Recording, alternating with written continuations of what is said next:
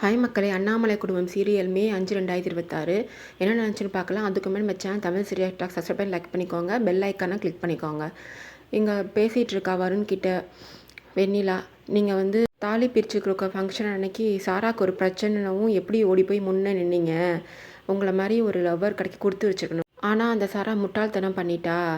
உங்களை மாதிரி ஒரு லவ்வர் எனக்கு கிடச்சிருந்தா நான் உயிரே கொடுப்பேன் அப்படின்னு சொல்லிகிட்டு இருக்கும்போதே, இப்போ மட்டும் ஒன்றும் பிரச்சனை இல்லை, நீங்கள் என் புருஷனாக கிடச்சிருக்கீங்க, அதுவே எனக்கு பெரிய பாக்கியம்தான் அப்படின்னு சொல்லிகிட்டு இருக்கும்போது சொல்கிறா, இது நீங்கள் வந்து என் கழுத்தில் தாலி பிரிச்சிருக்கிற ஃபங்க்ஷன் அன்னைக்கு தாலி கட்டினீங்க, அதுக்கு பின்னாடி என்ன பிளான் வச்சுருக்கீங்க சொல்லுங்கள் அப்படின்னு கேட்குறா. என்ன சொல்கிற அப்படின்னு வரும் கேட்குறான். இல்லை, நீங்கள் அத்தை சொன்ன உடனே என் கழுத்து தாலி கட்டினீங்கல்ல, அதுக்கப்புறம் நீங்கள் ஒன்றுமே சொல்லலை, என்ன பிளான் வச்சுருக்கீங்கன்னு கேட்குறேன் அப்படின்னு சொல்கிறா. அவனும் சொல்கிறான், ஆமாம், சீக்கிரமே நான் நியூயார்க் போய் எனக்கு பிடிச்சமான ஒரு வாழ்க்கையை நான் வாழ்வேன், இங்கே இருந்தால் தானே வந்து உன் கூட வாழ சொல்லி என்னை வந்து எல்லோரும் தொந்தரவு பண்ணுவாங்க, நான் சீக்கிரமாகவே நியூயார்க் போகிறதுக்கு ரெடி பண்ணிட்டு தான் இருக்கேன் அப்படின்னு சொல்கிறான். உடனே இவன் வந்து முழிச்சிட்டு நின்றுட்டுருக்கா. அதுக்கு அவன் சொல்கிறான், நீ என்ன வேணாலும் பண்ணிக்க, இன்னும் கொஞ்ச நாள் தான், நான் சீக்கிரமாகவே நியூயார்க் போயிடுவேன்னு சொல்லிட்டு இருக்கும்போது இவன் சிரிக்கிறா. என்ன சிரிக்கிற அப்படின்னு அவன் கேட்கும்போது, நீங்கள் வந்து என்னோட புருஷன், உங்களை அப்படி மட்டும் நான் தனியாக விட்டுற மாட்டேன், உங்களை என்னை மீறி வந்து நீங்கள் எங்கேயுமே போக முடியாது அப்படின்னு சொல்லிட்டு வெளில போகிறா. வான்மதி இருக்கால, அவள் வந்து இவங்க என்ன பேசிகிட்டு இருக்காங்கன்னு ஒட்டு கேட்டுருக்கா. இவள் வரவும் ஓடி போய் ஒளிஞ்சிக்கிறா கதவை திறக்கவும். அப்போ அவளை கூப்பிட்டு கேட்குறா. வான்மதி வந்து வெண்ணிலா கூப்பிட்டு கேட்குறா, என்ன ஏதாச்சும் பிரச்சனையா, உள்ள சத்தமாக இருந்துச்சு அப்படின்னு கேட்குறா. இல்லை, நாங்கள் சும்மா தான் பேசிகிட்டு இருந்தோம் அப்படின்னு சொல்லிட்டு போயிடுறா வெண்ணிலா. இவள் வந்து நிறையா விஷயம் நம்மள்டேருந்து மறைக்கிறா, இவளை வந்து கண்கொத்தி பாம்பாக கவனிக்கணும் அப்படின்னு மனசில் யோசிச்சுட்டு இருக்கா வான்மதி. அடுத்தது இவள் சாமி கும்பிட்டுட்டு சாமி பூஜை பண்ணிகிட்டு இருக்கும்போது அண்ணாமலை வராங்க. அத்தை இருங்க, காஃபி போட்டு தரேன் அப்படின்னு வெண்ணிலா சொல்கிறா. அப்புறம் போட்டுக்கலாமா, நீ என் கூட வா, நீ வந்து கல்யாணம் ஆகி கொஞ்ச நாள் தான் ஆகுது, இது என்ன ஹேர் ட்ரெஸ்ஸெல்லாம் வந்து உனக்கு மாற்றணும், நீ ஏன் கூட வா அப்படின்னு சொல்கிறாங்க. இல்லைத்த, இது நல்லா தானே இருக்குது, எதுக்கு மாற்றணும் அப்படின்னு கேட்குறா. இல்லை, நீ வந்து அண்ணாமலை வீட்டு மருமக, நீ யாருமே நம்ம போட்டிருக்க ட்ரெஸ்ஸை வச்சு நம்ம வெளி தோற்றத்தை வச்சு தான் மரியாதை, நீ அண்ணாமலை குடும்பத்து மருமகன்னா எப்படி இருக்கணும், கெத்தா ஸ்டைலாக இருக்கணும், வா அப்படின்னு சொல்லி கூப்பிட்டு போகிறாங்க. அண்ணாமலை வெண்ணிலாவை கூப்பிட்டு போய் அவங்க ரூமில் உட்கார வச்சு அவளுக்கு வந்து மேக்கப்லாம் பண்ணி விடுறாங்க. பண்ணிவிட்டு இனிமேல் நீ இப்படி தான் இருக்கணும் அப்படின்னு சொல்கிறாங்க. அத்தை, இதெல்லாம் புதுசாக இருக்குது, நான் இது மாதிரிலாம் பண்ணதே இல்லை அப்படின்னு சொல்கிறா வெண்ணிலா. இல்லை, நம்ம வந்து அடுத்தவங்களுக்காக வாழக்கூடாது, நமக்கு பிடிச்சவங்களுக்காக நமக்காக தான் வாழணும், அப்போ தான் நம்ம வாழ்க்கை நல்லாயிருக்கும், நீ இனிமேல் இப்படி தான் இருக்கணும், அப்படி இருந்தால் தான் வருணுக்கு பிடிக்குன்ற மாதிரி சொல்கிறாங்க. அவன் ஏற்கனவே சொன்னான்ல வருண், நீ அவளுக்கு என்ன தெரியும், அவளுக்கு ஒன்றுமே தெரியாது, ஒரு ஜென்டர் நாலேஜ் இருக்கா, இல்லை ட்ரெஸ்ஸிங் சென்ஸ் இருக்கா அப்படின்னு சொல்கிறாள். அதுக்காக அவளை மாற்றி காமிக்கணுன்றதுக்காக இப்படிலாம் பண்ணிகிட்ருக்காங்க அண்ணாமலை. சரி அத்தை, நான் இப்படியே இருக்கேன் அப்படின்னு சொல்கிறா அவளும்.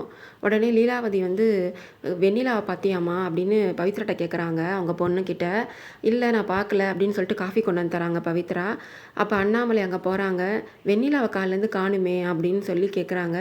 இதோ வரா பாருங்க அப்படின்னு சொல்லி வெண்ணிலாவை வந்து காமிக்கிறாங்க. எல்லாரும் ஆச்சரியப்பட்டு போகிறாங்க, அவளோட ஸ்டைலே மாறி இருக்கு, அவள் இத்தனை நாளாக எங்கே வச்சுருந்தா இந்த ஸ்டைலையும் அழகையும் அப்படின்னு சொல்லி பேசிக்கிறாங்க. உடனே கௌதம் சொல்கிறான், இப்போ மட்டும் உன்னை வருண் பார்த்தானா ஸ்டன் ஆகிடுவான் அப்படின்னு சொல்லி பேசிகிட்டே இருக்காங்க. அப்போ வந்து ஒரு ரூமில் இருக்கான் வருண். ரூமில் போயிட்டு ஒரு கால் மட்டும் தெரியுது, யார் கால்னு பார்த்துட்டு இருக்கும் போதே ஓடிடுறா. பின்னாடியே ஃபாலோ பண்ணி போய் இவனும் பார்க்குறான். இவன் வந்து மறைஞ்சு ஓடிட்டுருக்கா. பின்னாடி வந்து இவன் பார்த்துட்டே வரும்போது அவன் மேலே விழுந்துடுறா. மேலே விழுந்து 2 பேரும் ஒருத்தர் பார்த்துக்கிட்டாங்க. அவன் வந்து அவளை வந்து வச்சக்கனாங்க பார்த்துட்ருக்கான். உடனே அங்கே வந்து கௌதம், வான்மதி, பவித்ராலாம் வந்து நிற்கிறாங்க. 2 பேரையும் இவங்க 2 பேரும் ஸ்டன்னாகி நிற்கிறாங்கல்ல சிலை மாதிரி.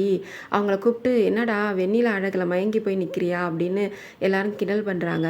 சரி இங்கே நம்ம டிஸ்டர்பாக இருக்க வேணாம், நம்ம போய் அவங்க தனியாக இருக்கட்டும், நம்ம போகலான்னு சொல்லி போகிறாங்க. இங்கே உடனே வருண் கேட்குறான், என்ன வேஷம் அப்படின்னு வெண்ணிலாவை கேட்குறான். வேஷமா, அத்தை தான் அப்படின்னு சொல்கிறா. அவங்க சொன்னால் என்னெல்லாம் பண்ணிப்பியா, நீ தான் வந்து சர்க்கஸில் போடுற கூடார மாதிரி துணியை சுற்றிப்பியே, இது என்ன புதுசாக இருக்கே, என்ன இது அப்படின்னு கேட்கவும், அத்தை தான் இது மாதிரி இருக்க சொன்னாங்க அப்படின்னு சொல்லவும், நீ வந்து எப்பயும் போல பழைய காலத்து வெண்ணிலா மாதிரியே இரு, உனக்கு அதான் நல்லது அப்படின்னு சொல்கிறான். அப்படியா, உங்களுக்கு இது பிடிக்கலையா, நான் தான் பார்த்தேனே, நீங்கள் எப்படி என்னை பார்த்தீங்கன்னு சொல்லிட்டு, எனக்கு பிடிச்சிருக்கு, உங்களுக்கு தான் பிடிக்கலல்ல, இனிமேல் நான் இப்படி தான் இருக்க போகிறேன் அப்படின்னு சொல்கிறா. வான்மதி அவங்க பேசிகிட்டு இருக்கும்போது யோசிச்சுட்டு இருக்கா. இவங்க ஏற்கனவே வந்து இவ ஓவரா பண்ணுவா. இப்போ வந்து இப்படி மாடர்ன் ஆயிட்டான்னா, இவள கையாலே பிடிக்க முடியாதே அப்படின்னு யோசிச்சுட்டு இருக்கா. லீலாவதியும் அண்ணாமலையும் உட்காந்து பேசிகிட்டு இருக்காங்க. பரவாயில்லையே, வெண்ணிலாவை நீ மாற்றிட்ட, இனிமேல் எந்த பிரச்சனையும் இல்லை. வருணுக்கும் வெண்ணிலாவுக்கும் இனிமேல் எந்த பிரச்சனையும் இருக்காது. அவன் தான் வச்சக்கன் வாங்காமல் அவளை பார்த்துட்டு இருந்தான். அவனுக்கு ரொம்ப வெண்ணிலாவை பிடிச்சிருக்கு. இருந்தாலும் அவன் வந்து இது மாதிரி பண்ணுறான்.